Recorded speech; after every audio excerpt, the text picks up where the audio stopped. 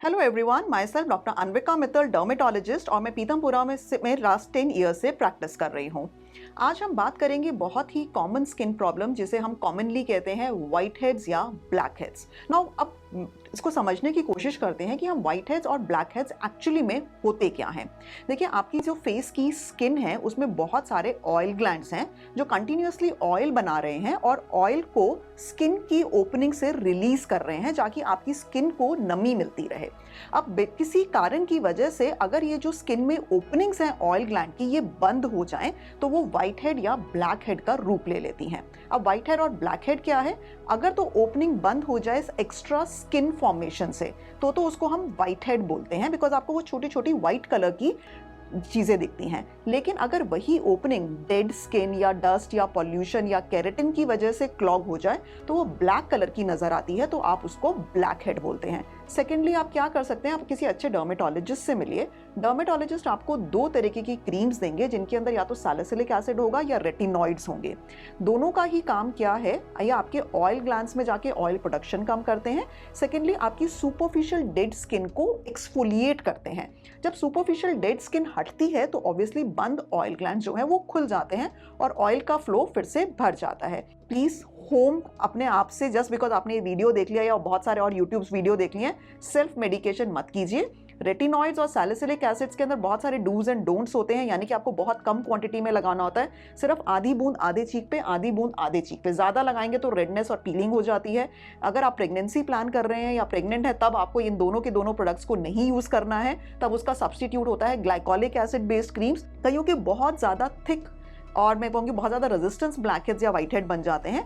इसके लिए डर्मेटोलॉजिस्ट या तो निडल एक्सट्रैक्शन या फिर लेजर थेरेपी का भी यूज़ कर सकते हैं। दोनों ही चीज़ें एब्सोल्युटली सेफ हैं, provided done in the right way.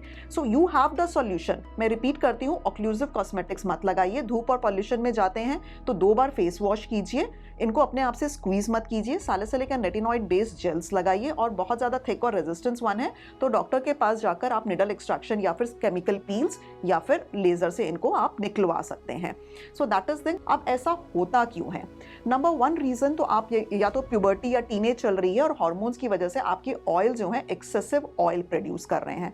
That can be the 1 reason. Second reason, या आपका प्रोफेशन ऐसा है कि आप धूल मिट्टी पॉल्यूशन में बहुत रहते हैं, तो जो आपकी जो स्किन का ऑयल है वो धूल और मिट्टी को वो एब्जॉर्ब करके ओपनिंग्स को क्लॉग कर देता है। तीसरा रीजन हो सकता है, may be you may not like it but it's an unhygienic, मतलब आप नहाते बहुत कम है या अपने दिन में 2 बार अपने फेस को वॉश नहीं करते हैं। That can be the reason. 4th reason can be कि आप अपने फेस पे कुछ ऑक्लूसिव कॉस्मेटिक्स या क्रीम्स बहुत लगा रहे हैं जो आपके पोर्स को बंद कर देती हैं। जैसे कि आजकल लोगों को बहुत ज़्यादा शौक है एसेंशियल ऑयल्स या कोकोनट ऑयल फेस पे लगाने के लिए। वो आपको फेस पे नहीं लगाना है, क्योंकि अगर आपके ऑयल ग्लैंड्स क्लॉग हो गए तो व्हाइट हेड्स और ब्लैक हेड्स हो जाएंगे।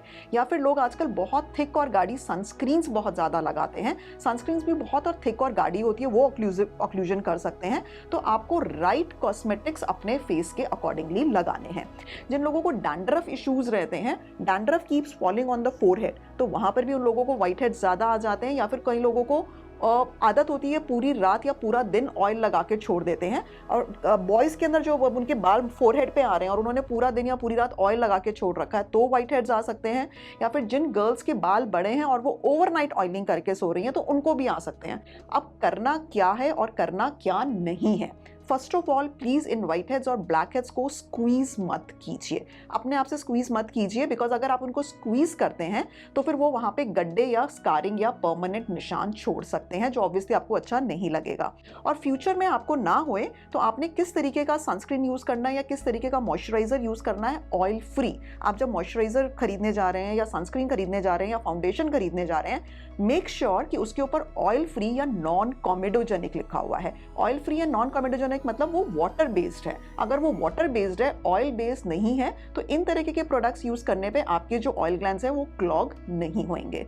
और अगर आपको व्हाइट हेड्स और ब्लैक हेड्स हैं तो इसका मतलब ऑयल प्रोडक्शन ज्यादा हो रही है। ये मत समझिए कि आपके फेस को हाइड्रेशन की जरूरत नहीं है। मॉइस्चराइजर आपको तब भी चाहिए, लेकिन oil free moisturiser, water based moisturiser या तो hyaluronic एसिड बेस्ड मॉइस्चराइजर वो बेस्ट रहेगा। ऑयल्स को, फेस ऑयल्स मैं बिल्कुल रेकमेंड नहीं करूंगी, बिकॉज किसी का ड्राई फेस भी हो और अगर वो फेस ऑयल्स लगाते हैं तो बहुत हाई चांसेस हैं कि आपको व्हाइट हेड्स या ब्लैक हेड्स हो जाते हैं। स्क्वीज मत कीजिए। 2 बार फेस वॉश करना ज़रूरी है, 2 बार से ज़्यादा फेस वॉश मत कीजिए, बिकॉज जब आप 2 बार से ज़्यादा फेस वॉश कर रहे हैं डस्ट और पोल्यूशन और ऑयल को हटाने के लिए, तो आप जो फेस वॉश के अंदर झाग बनाने वाले केमिकल्स हैं उससे अपने फेस को इरिटेट कर सकते हैं, स्किन को इरिटेट कर सकते हैं। तो अगर आपको ज़्यादा ऑयल प्रोडक्शन बनती है और आपका वर्क ऐसा है कि आप बाहर धूप और पोल्यूशन में रहते हैं, तो बहुत सिंपल सोल्यूशन है, एक रोज वाटर और कॉटन पैड्स अपने बैग में रखिए या ऑफिस टेबल पे रखिए। आप rose water dipped in cotton pad से अपने फेस को वाइप ऑफ कर सकते हैं हर 2-3 घंटे में। So basically white heads and black heads is something which you can easily get rid of. So do subscribe my channel by the name Dr. Anvika at the YouTube. Do follow me on the Instagram handle by the name Dr. Anvika and Facebook in the Dr. Anvika. Do follow 1mg also for the good medical videos related to all this your hair and skin and body purposes.